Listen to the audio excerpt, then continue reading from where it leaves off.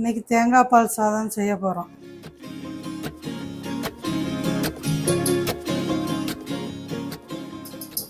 ஒரு 2 ஸ்பூன் நெய், பட்டை, கிராம்பு, ஏலக்காய், பிரியாணி இலை, முந்திரி பருப்பு, சாய் ஜீரா,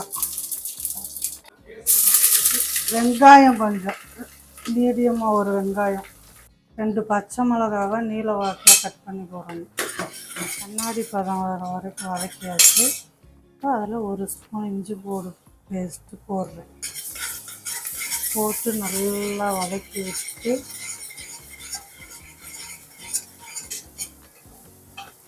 சர்க்கரையை போட்டு நல்லா வதக்கணும்.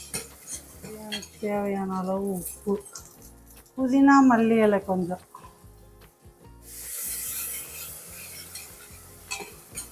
இதில் 2 டம்ளர் அரிசிக்கு ஒரு தேங்காவை எடுத்து பால் எடுத்து வச்சுருக்கேன். 1 2 3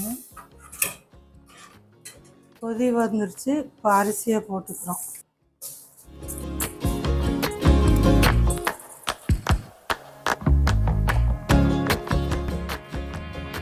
குக்கர் மூடியை போட்டு மூடிட்டு ஒரு 10 நிமிஷம் சிம்மில் வச்சிடணும்.